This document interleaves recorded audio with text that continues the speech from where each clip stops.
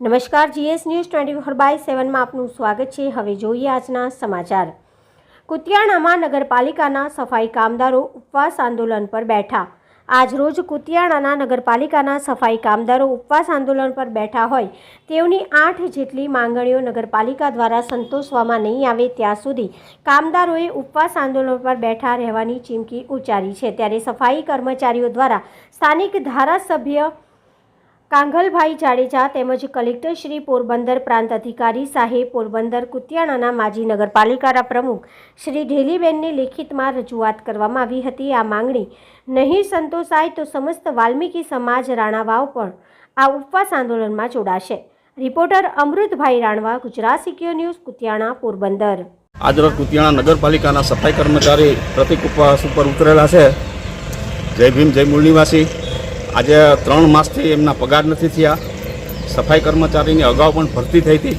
ભરતીમાં SC ST ઓબીસીના લોકોને પણ ભર્યા હતા, પણ એસસી અને એસીના લોકો તો કામ કરે જ છે, પણ એસટી અને ઓબીસીના સફાઈ કર્મીને આજની તારીખે ક્યાંય સફાઈમાં દેખાણા નથી। અને એનું કામ જે છે એ સફાઈ કર્મીને જે હાલના જે સફાઈ કર્મી છે એના ભાગની અંદર આવે છે। એટલે એક તો એ પણ જુલમ છે કે એનો જે હાલમાં જે ઓબીસી અને એસટીના જે કર્મચારી અને ઓપનના જે ભર્યા છે એ કોઈ કામ કરવા આવતા નથી। એટલે એનું જે કામ છે એ પણ આના ભાગમાં આવે છે, તો એ પણ એક ખોટું છે।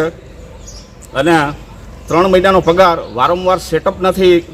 આ લોકોને જે વાલ્મીકી આવાસ યોજનાની લાભ મળવો જોઈએ એ મકાન નથી મળતા। કોઈ ધોલાઈના કપડાં નથી, કપડાં, ડ્રેસ, યુનિફોર્મ એ કંઈ પણ તમામ અધિકારથી વંચિત છે। તો સરકારશ્રીને અને બધાને અમારે એટલી વિનંતી છે કે એટલું ઘટતું પૂરું કરવા આપશ્રીને વિનંતી। જય ભીમ। મારું નામ અભિષેક ઝાલા છે। હું વાલ્મીકી સમાજ રાણાઓનો પ્રમુખ છું।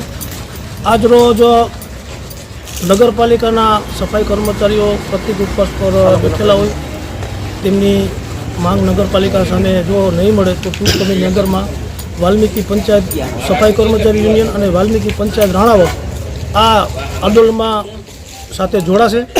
અને કદાચ પણ ભૂખ હડતાળ પણ કરવી પડે તો વાલ્મીકી સમાજ રાણાઓ તમામ નગરપાલિકા કુતિયાણાના સફાઈ કર્મચારી સાથે છે એવી તમામ અમને અમે વચન આપીએ છીએ। જય ભીમ, જય વાલ્મીકી।